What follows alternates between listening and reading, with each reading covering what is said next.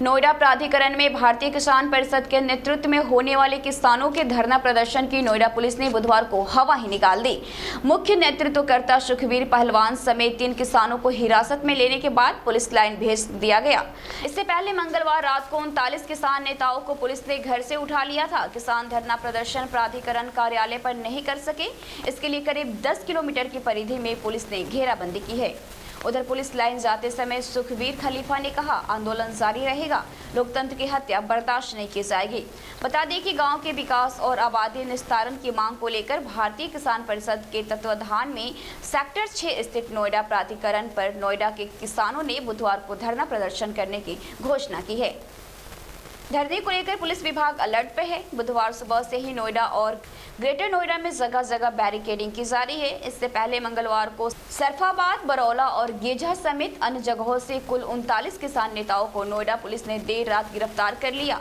इसी के चलते भड़के एडवोकेट रविंद्र भाटी और कहा किसानों के हित के लिए जान भी लगा देंगे। आजाद समाज पार्टी के सिपाही आगे उन्होंने क्या कुछ कहा, आपको सुनवाते हैं। किसान भाइयों को जिन्होंने अपने जीवन की परवाह ना करते हुए कोरोना जैसी महामारी में भी देश के लिए अन्न उगाने का काम किया, लेकिन चाहे कोई एमपी हो, एमएलए हो, चाहे सरकार है, जितने नेता हैं, सबके बातों में जब सरकार आती है एजेंडे में किसान होता है। सरकार बनने के बाद भूल जाते हैं।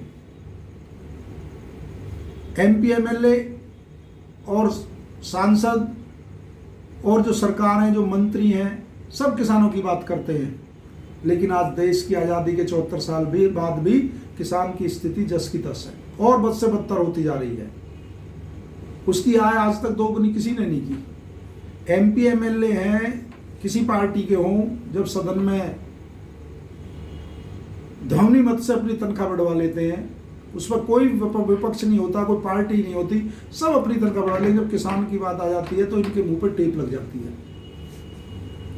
कभी गौर से देखा आपने, जो किसान है यही अन्नदाता है, यही मजदूर है, यही मजबूर है और यही भगवान है। उसे जबरदस्ती प्राधिकरण के नाम कर दिया। किसानों की जितने भी प्लॉट है या जो आबादी, कितनी परेशानी है, ना वो व्यापार कर सकता है उसमें, ना उसे सेल कर सकता है, ना उसमें कंस्ट्रक्शन कर सकता है, ना कोई बिजनेस या इंडस्ट्री लगाने के लिए लोन ले सकता है, क्योंकि आपकी तानाशाही है। आप यदि कोई किसान आवाज उठाएगा तो उसे जेल भेजोगे। बड़ी विडंबना है, बड़े दुख की बात है कि गौतम बुद्ध नगर के अंदर एक साल में से 8 महीने सेक्शन 144 लगी रहती है। इतने समय में तो अंग्रेजों ने भी 144 का उपयोग नहीं किया। जो किसान आवाज उठाता है उसे 151 में जेल भेज दिया जाता है। ये तो कानून 144 और 151 अंग्रेजों ने देश पे राज करने के लिए बनाए थे कि जहां जिसको लगे उसको उठा के बंद कर दो, कह दो कि इनसे शांति भंग होने का खतरा है। नोएडा, ग्रेटर नोएडा और यमुना प्राधिकरण की 45 साल से ज़्यादा नोएडा प्राधिकरण को बने हुए हो गए और ग्रेटर नोएडा को 30 साल से ज़्यादा ग्रेटर नोएडा प्राधिकरण को बने हुए। जो यहाँ के स्थानीय मूल निवासी हैं, जो किसान हैं, उनकी चप्पल घिस गई। कितने किसान जो हमारे बड़े पूर्वज थे, जो बाप दादा थे, जिन्होंने जमीन को बड़ी मेहनत से सींचा,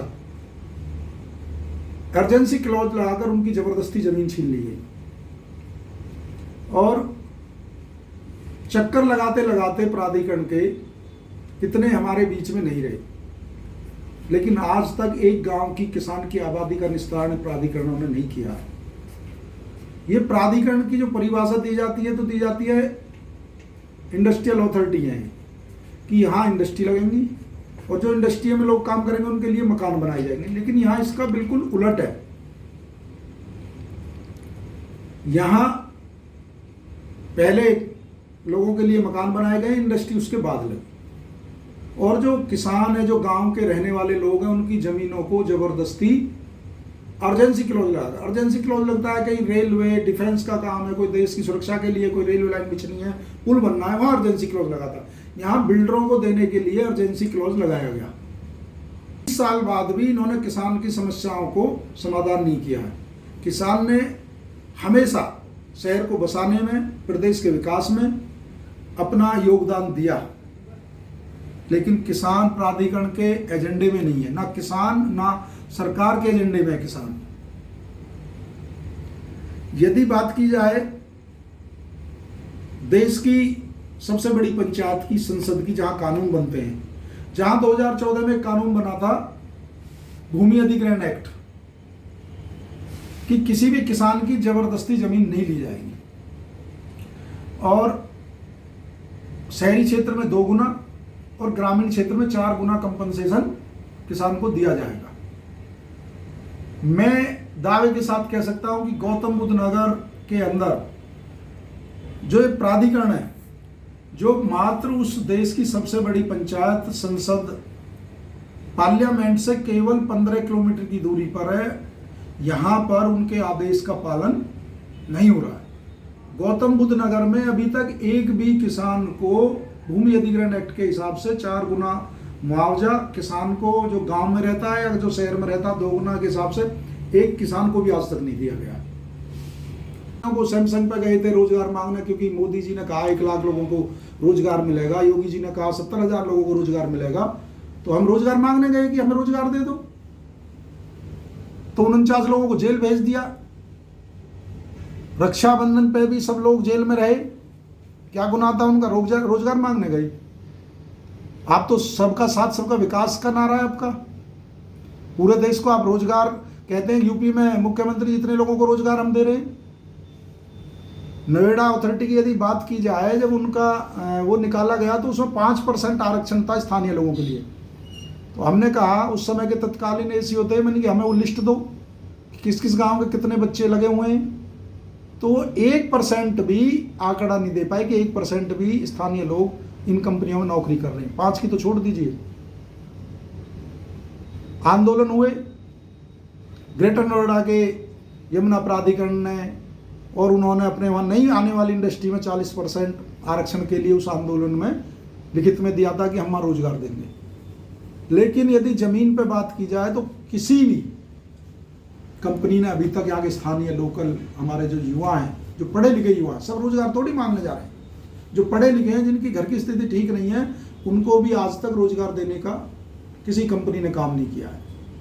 मैं प्राधिकरण के सीईओ हूँ, चाहे नोएडा अथॉरिटी के, चाहे ग्रेटर नोएडा अथॉरिटी, चाहे यमुना के, यदि उन्होंने जब भी किसी इंडस्ट्री को जमीन अलॉट करते हैं, वो कहते हैं इससे लाखों स्थानीय लोगों को रोजगार मिलेगा। मुझे एक लिस्ट इस मीडिया के माध्यम से वो सार्वजनिक कर दें कि ये स्थानीय लोगों को, इतने लोगों को हमने रोजगार दे दिया। तो वो अपने जनप्रतिनिधि के पास जाते हैं। यदि कोई विवाद हो जाए, उसमें भी प्रधान, जिला पंचायत महत्वपूर्ण भूमिका निभाते हैं। लेकिन यहाँ कोई बोलने को तैयार नहीं है। यहाँ के जो MP MLA हैं, उन्होंने तो टेप लगा रखी है मुंह पे, किसानों के पक्ष में एक बयान देने को तैयार नहीं। आज 45 साल के नोएडा के और 30 साल ग्रेटर नोएडा के बाद यहाँ के जो विधायक या MP हैं, जो MLA हैं, किसान की एक समस्या का समाधान कराया? कभी किसानों को साथ लेकर बैठे कि इनकी समस्या को समाधान कराएंगे? आपको पूछना पड़ेगा उनसे। कभी उन्होंने विधानसभा में, लोकसभा में किसानों के मुद्दे को लेकर कोई क्वेश्चन किया कि हमारे जिले में आज तक किसानों की आबादी क्यों नहीं छोड़ी गई? भूमाफिया कैसे हो गए किसान अपनी ही संपत्ति पे? अच्छा, जो यहाँ अधिकारी पोस्टिंग होकर आते हैं, यदि उनकी संपत्तियों की जांच कराई जाए, कई 100 यादव सिंह जैसे निकलेंगे आपको। ये कहां से जमीन लेकर आए थे? 1,000 की कोठी, 1,000 गज नोएडा में कोठी में 500 मीटर की कोठी का मतलब आप समझ रहे हैं? 10 करोड़ 5 करोड़ से कम की नहीं है। इनकी तनख्वाह से खरीद ली इन्होंने। इनकी संपत्तियों की जांच होनी चाहिए। जितने अधिकारी नोएडा, ग्रेटर नोएडा में बैठे हैं, इनकी संपत्ति की कोई जांच करने को तैयार नहीं। सरकार ने आंख में बंद कर रखी है। किसान की आबादी की जांच होगी, किसान की SIT के द्वारा उसकी जांचों को लंबित आज तक 5 साल सरकार के हो गए। किसान का भी इन्होंने बैकलीज नहीं किया, उसे 6% के प्लॉट नहीं दिए। क्यों नहीं दिए? क्योंकि यहाँ के जो जनप्रतिनिधि हैं वो और जो सरकार है, मुझे लगता है कि किसान उनके एजेंडे में नहीं है। अभी 39